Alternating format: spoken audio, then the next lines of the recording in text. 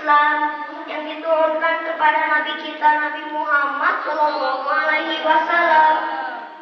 sebagai penyempurna kitab-kitab yang telah terdahulu, sebagai penerang dan pedoman serta rahmat yang kekal abadi, dan juga sebagai bukti kebenaran risalah Rasulullah SAW. Al-Quran juga sebagai petunjuk dan pembeda antara yang hak dan yang batil. Allah Subhanahu wa taala berfirman, A'udzu billahi minasyaitonir rajim.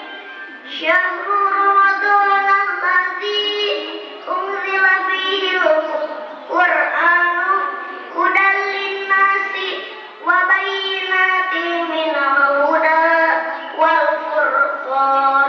Shadaqallahul azim.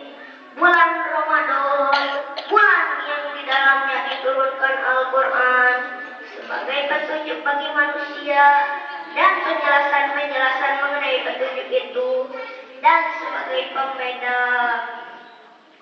Nah, dari ayat tersebut kita mengetahui bahwa Al-Quran adalah kitab suci umat Islam yang pertama kali diturunkan di bulan suci Ramadan sebagai penyempurna, sebagai petunjuk bagi manusia. Lalu bagaimana supaya Al-Quran menjadi petunjuk bagi kita? Tiada lain dan tiada bukan, maka kita harus membacanya, kemudian dipelajari apa yang ada di dalam Al-Quran. Al-Quran juga sebagai petunjuk. Al-Quran juga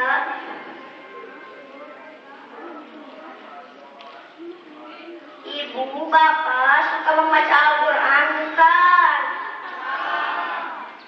Insya Allah kita semua yang ada di sini orang-orang yang suka dan gemar membaca Al-Quran. Amin. Kalau kita suka membaca Al-Quran, maka Allah akan memberikan pahala yang berlipat ganda dan memberikan cahaya di hari kiamat. Rasulullah SAW bersabda yang artinya, barang siapa mendengarkan ayat Al-Quran, Allah mencatat untuknya kebaikan yang berlipat ganda, dan barang siapa membaca ayat Al-Quran, kelak ayat yang dibacanya itu merupakan cahaya di hari kiamat. Subhanallah, ternyata mendengarkan Al-Quran saja pahalanya berlipat ganda, apalagi membacanya, maka kita akan dimasukkan ke dalam surga. Amin. Kalau kita, maka sering-seringlah kita membaca Al-Quran. Karena dengan membaca Al-Quran kita akan mendapat petunjuk dan ilmu pengetahuan.